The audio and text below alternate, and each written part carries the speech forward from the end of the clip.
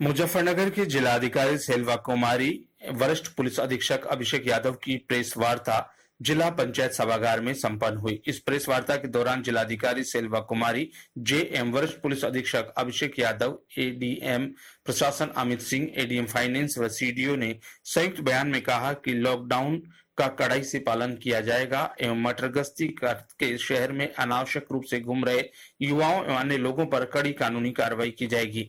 उन्होंने बताया कि लॉकडाउन प्रथम के अवसर पर बनाए गए कुछ पास सरकारी कर्मियों एवं आवश्यक सेवा में लगे कर्मियों को छोड़कर अन्य लोगों के पास निरस्त कर दिए गए हैं तथा कल से चेकिंग अभियान भी चलाया जाएगा तथा आवश्यकतानुसार लॉकडाउन द्वितीय के पास जारी किए जाएंगे जो अलग कलर के होंगे और अलग तरह के होंगे। प्रेस वार्ता में जिलाधिकारी सेल्वा कुमारी, जेएम वरिष्ठ पुलिस अधीक्षक अभिषेक यादव ने कहा कि लॉकडाउन द्वितीय का कड़ाई के साथ पालन करवाया जाएगा एवं खुरापाती तत्वों को गिरफ्तार किया जाएगा।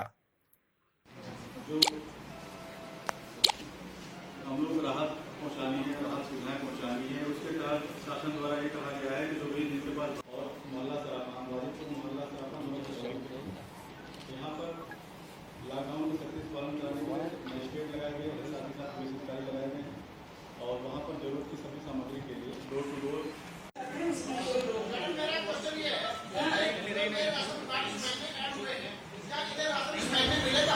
चावल अभी मिलेगा ना? संबंध आज आपने प्रेस वार्ता ये प्रेस कॉन्फ्रेंस हम लोग डेली करेंगे 5 बजे। जो भी हमारे जो भी डेवलपमेंट्स है जिले के संबंध में, क्योंकि कई बार ये होता है इंफॉर्मेशन से या जो भी न्यूज़ आता है उसको प्रॉपरली मीडिया ब्रीफिंग नहीं हो पाता है। इसके कारण हम लोगों ने ये शुरू किया है।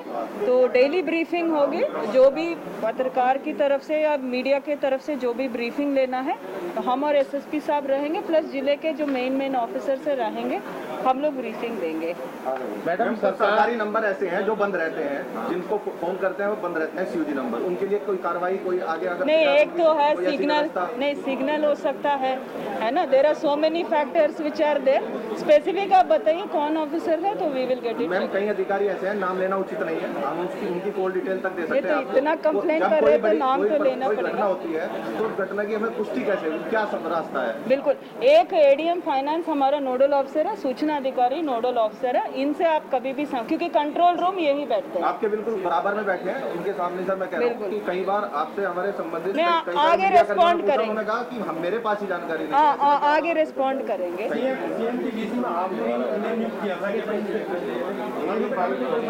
आगे सुधार हो जाएगा, अदरवाइज 5 बजे हम तो है ही आपके सामने।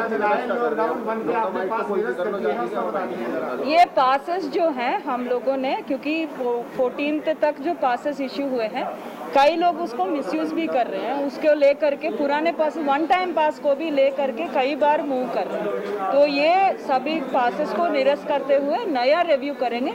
एसेंशियल सर्विसेज और आईडी कार्ड्स वगैरह जो भी इशू है उसको नहीं टच करेंगे।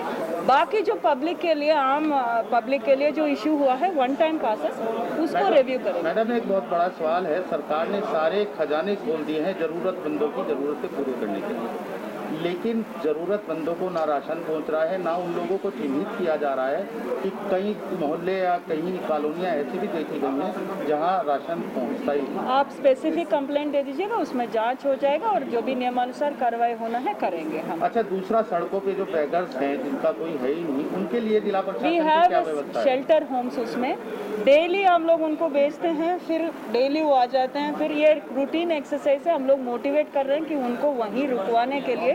कई हम भी जब जाते हैं देखते हैं, फिर उनको शिफ्ट करते हैं नगर पालिका के द्वारा।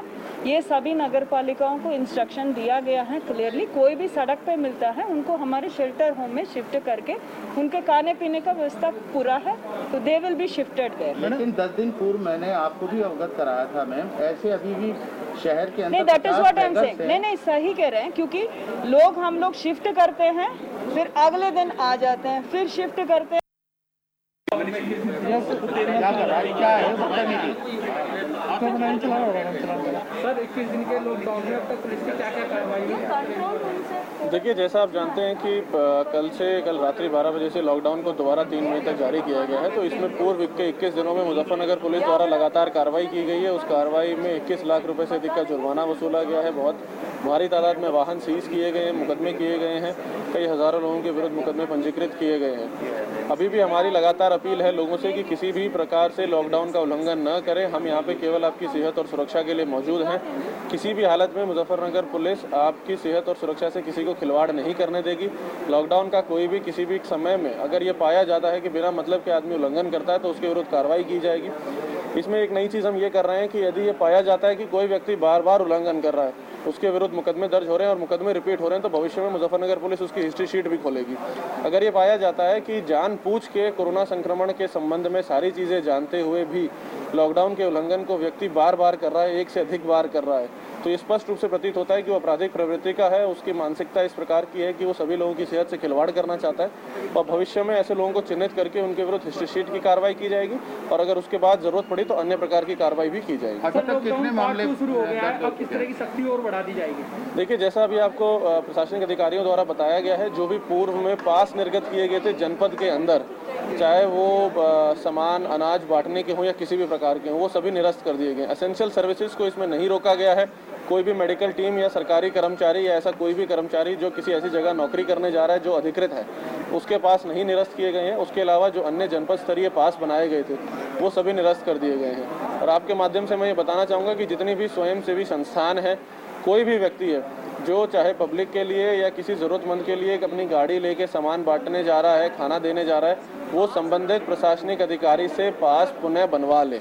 अगर कल से बिना पास के कोई भी व्यक्ति इस प्रकार से कार्यकर्ता मिलेगा तो ये माना जाएगा कि वो खुद कोरोना संक्रमण की जानकारी होते हुए इस प्रकार की गैर जिम्मेदाराना हरकत कर रहा है और उसके विरुद्ध भी कानूनी कार्रवाई की जाएगी। आप पास लीजिए, पास लेके कानूनी रूप से, लीगल रूप से अपने यहाँ नोट कराइए, थाने में प्रशासनिक अधिकारी से पास बनवाइए, थाने में नोट कराइए कि साहब हमारा इस क्षेत्र के लिए पास बनाया गया है, यहाँ हम ज़रूरतमंद लोगों को खाना या राशन बांटेंगे, और उसके उपरांत ही कोई भी आदमी फील्ड में दिखाई दे। अभी तक लॉकडाउन में कितने लोगों के खिलाफ कार्रवाई की जा रही है? देखिए, अभी तक हमारे द्वारा 600 से अधिक मुकदमे दर्ज किए गए हैं। 3000 से अधिक ऐसे लोग हैं जिनके विरुद्ध इस प्रकार की कार्रवाई की गई है। उसके अलावा 21 लाख का जुर्माना वसूला गया है। उसके अलावा कई हज़ार तादाद में वाहन सीज किए गए हैं, कई लोगों के चालान किए गए हैं और लगातार इस प्रकार की कार्रवाई अभी भी प्रचलित है। और वैसे का कुछ नहीं है, किसी से पूछने की जरूरत नहीं है। जब भी होगा शासन अपने आप बताएगा, पूछने की जरूरत ही नहीं है। अवैध वाला जितना है हमें बताइए, उसका इलाज हम करेंगे।